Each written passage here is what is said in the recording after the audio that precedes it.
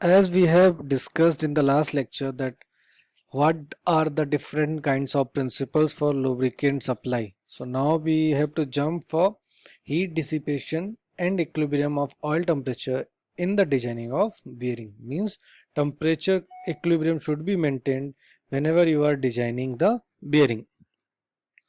So this is the important consideration in the hydrodynamic lubrication and in the thermal aspects of the design. So the heat generated in the bearing should be effectively dissipated so that equilibrium conditions are reached in a short time. Means temperature should be lowered in a short time.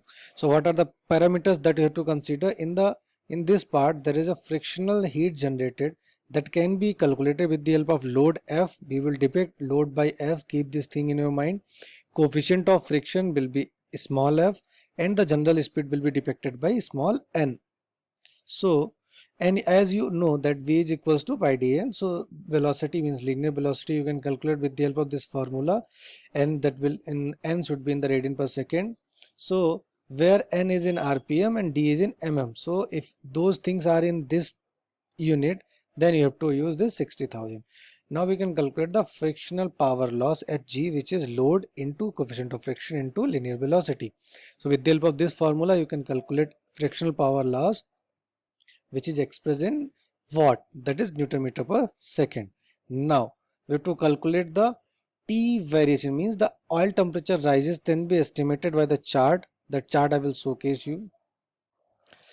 As you know that this chart we have already discussed in the R and B charts, which we have talked about in the initial design of bearing calculations. So in this case of self-containing bearing, it can also be calculated with the help of heat balance equation, that we will see that numerically how we can calculate instead of going to the chart.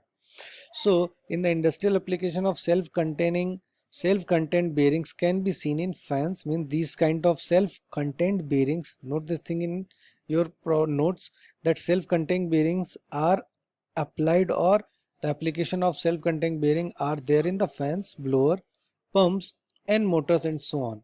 So this T variable can be calculated with the help of T variable will be equals to gamma Ch. Gamma is the density of the oil.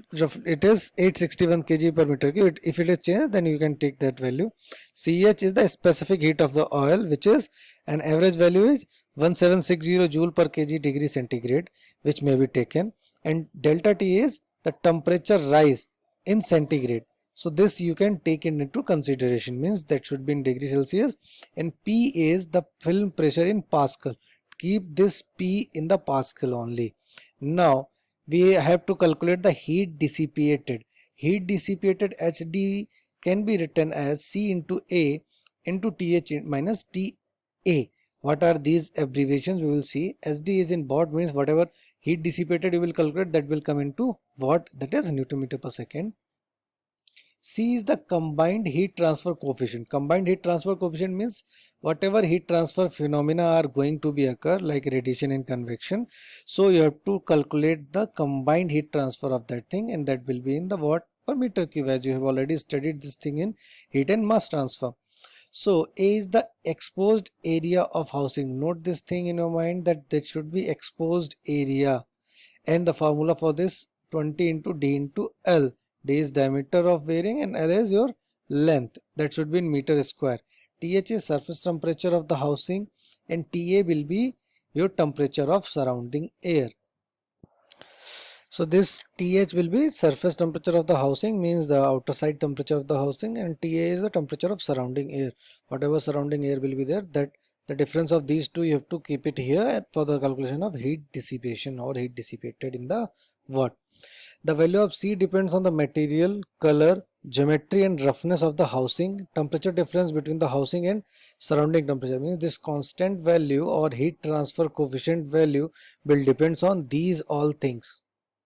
Now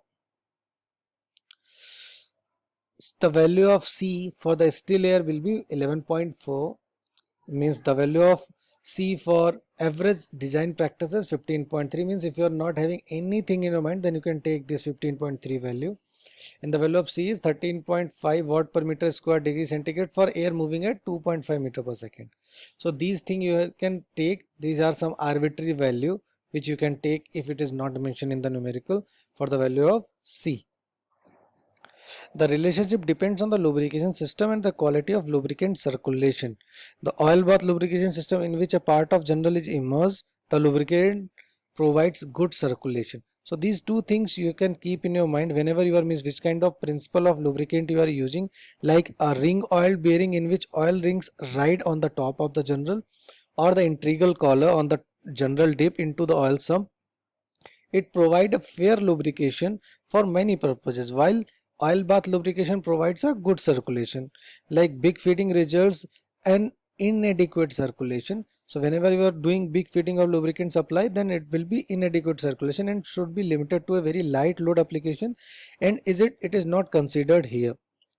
Like, so this is the formula for SD. If you are calculating SD as CAB, where B is 1 upon B plus 1, or the rough estimate can be taken from the table number 3.1, that I will showcase you how you can calculate the value of B. So if your lubrication system is oil ring and the condition is moving air, then the range of B is this, means you can take the average of these two value. Similarly, if it is oil ring and still air, then this is the value. If it is oil ring and moving air, then this is the value. And at the last, if it is oil bath and still air, then this is the value. And same thing you can calculate with the help of this chart, like chart for the temperature variable, T variable.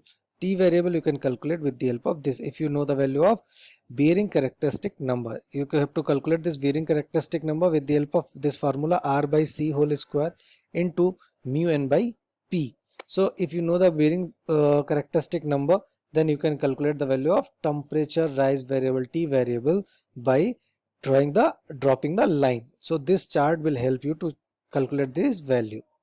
Okay, so the use of this chart will illustrated with the working out principle in arriving the equilibrium temperature. So we will discuss this analysis of the hydrodynamic lubrication using the chart. So that way I will discuss in the next lecture. Thank you so much. Stay tuned with our Engineering College Banswara YouTube channel for such updates and for such e-content of respective branches of engineering in different domains. Thank you so much.